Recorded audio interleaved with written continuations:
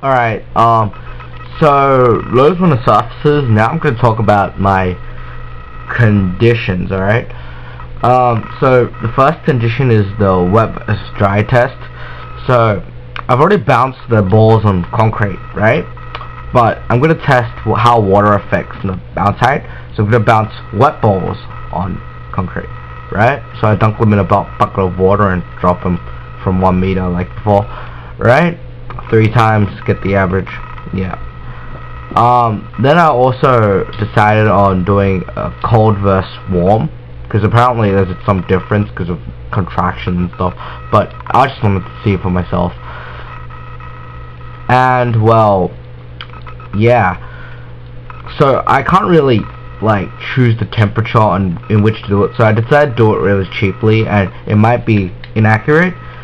I got the balls, put them in a plastic bag, like one each, and shoved all the plastic bags in the freezer overnight.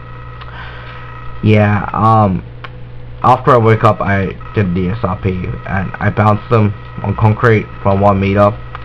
It didn't go too well. Yeah, Joe Sand actually cracked, so that wasn't really good, but I got the gist of it. Alright, I'll explain all this in the results, but this is just telling you about the conditions. Yeah, and that's about it for conditions. Alright, so right now on your screen should be in the graph. So I have to make this quick. The bottom is a green. That's Joe San, which was the third most expensive. It came last. Second last, which was a lot better than Joe San, was tennis ball, the other $2 store one.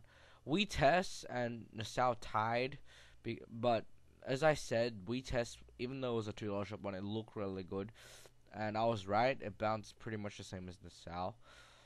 And on top we have Slazenger, but it's only like 1 centimeter or 2 centimeters on top. As you can see, when the ball is wet, it doesn't really go down that much compared to concrete, because this was all done on concrete. But when it's frozen, it drops by a lot, and Joe Sand didn't even bounce at all. So yeah. Alright, so basically what this means is the balls bounce highest on concrete, all the balls. Carpet and tile are really similar, but carpet seems to be higher. The table is lower than carpet and tile, but only by a little bit. The bed is pretty bad, as expected. Grass was pretty high, actually. Higher than the others except for concrete. Except for Joe Sand, but Joe Sand is different. Alright, when it's wet on concrete, it decreased by about 1 centimeter, but seriously, that's not that bad. Yeah, when it was frozen, it dropped by heaps, which proves that when a ball is cold, it bounces a lot less than when the ball is warm, right? And yeah, the funniest thing was when I dropped Joe Sand like 3 times, it didn't bounce at all. When I dropped it the 4th time, it cracked. So yeah. Alright, so yeah, we finished stuff about results, discussion, method, yeah. Now it's time to do a risk assessment, alright? So, when it comes to bouncing tennis balls, there ain't much risk to it. Yeah, alright.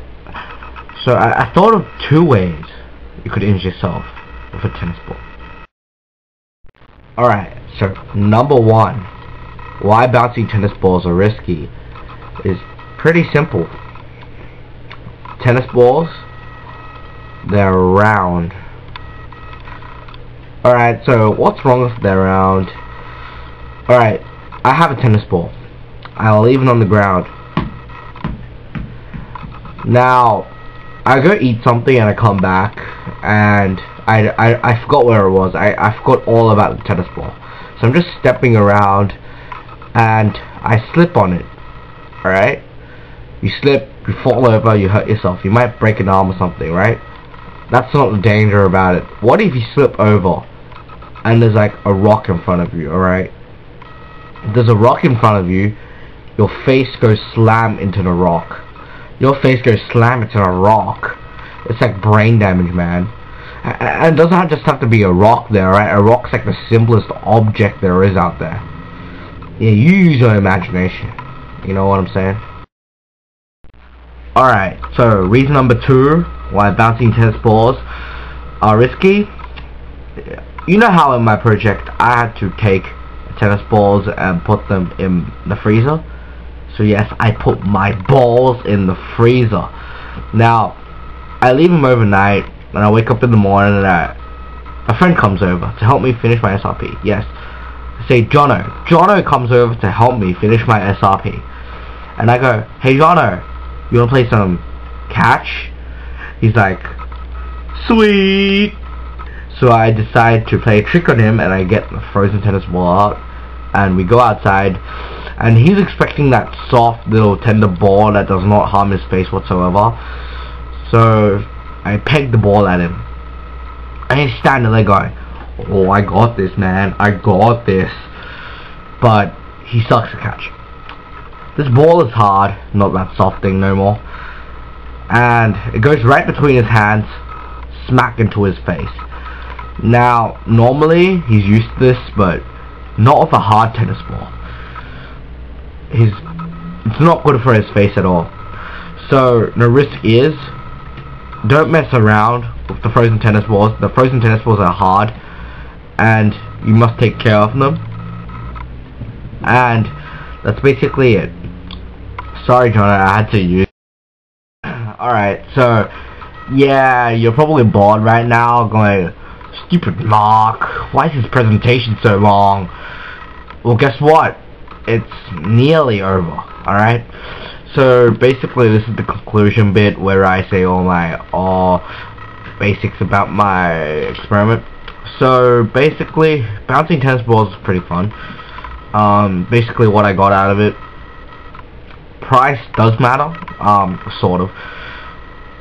The best thing you could probably do if you wanted to save money would be actually to buy the cheapest ball you can find in a sporting store like Rebel Sport, because they always don't bounce that bad. But if you go to a $2 store, you're risking it, and yeah, you have to find a good one.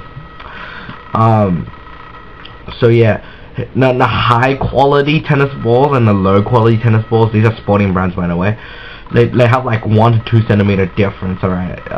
Unless you're willing to pay $2 per ball extra for a 1 centimeter bonus, I don't think it's really worth it. But I'm pretty sure they're better quality.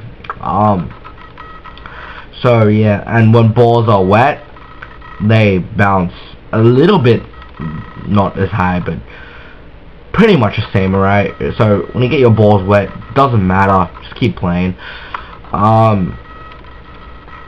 My really dodgy way of doing the cold versus warm, found out that cold actually made the ball bounce really low, like not as high, but yeah, it was pretty dodgy and everyone agrees with me on that, but hey, it's my experiment, hey. So yeah, thanks for watching. If you got bored, I'm sorry, but the teachers made me do SRP.